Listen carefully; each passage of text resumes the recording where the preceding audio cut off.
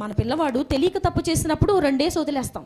తెలిసిన తర్వాత కావాలని తప్పు చేస్తే ఊరుకుంటారా? తల్లిగా తండ్రిగా ఎక్కువగా శిక్షిస్తారు, ఎక్కువగా కఠినమైన శిక్షిస్తారు. నేను చెప్పాను కదా నీకు అలా చేయొద్దని, చెప్పాను కదా నీకు అలా చేయొద్దని, చెప్పాను కదా ఇలా చేయొద్దని అని ఎంత కోపంతో ఎంత ఆయాసంతో మన పిల్లల్ని కొడతాం, వాళ్ళని శిక్షిస్తాం. యేసుప్రభువారు అయినటువంటి మన దేవుడు కూడా చెప్తున్నారు అనేక సందర్భాలు, ఇలా చేయొద్దు, అది నీకు ఆశీర్వాదం కాదు, అది నీకు ఆశీర్వాదం కాదు, అది నీ బిడ్డలకు ఆశీర్వాదం కాదు. దేవుని పేరిటే సమస్త క్రియలను జరగనివ్వాలా. అది ఎవరైనా చనిపోయినా ఎవరైనా పుట్టినా everything should be done to glorify God. దేవుని నామానికే మహిమ కలుగునట్లుగా బంధువుల మాట వినొద్దు.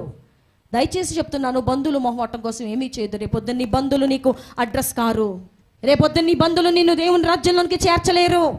నీ ఆత్మను వారి దేవుని రాజ్యం దాకా తీసుకుని పోవడానికి వాళ్ళు ఏమీ సపోర్ట్ ఇవ్వరు. వాళ్ళు నీలాంటి మనుషులే. వాళ్ళు ఒక రోజున నరకంలో కన్నులు తెరవబోతున్నారు. వారు చెప్పిన మాటలు విని మౌమాట పడి అన్ని కార్యక్రమాల్లో దేవునికి విరుద్ధమైన పనులన్నీ చేసి అనవసరంగా నరకానికి ప్రయాణం మొదలు పెట్టద్దు. మన చేతులు పవిత్రమైన చేతులుగా ఉంచుకోవాలి.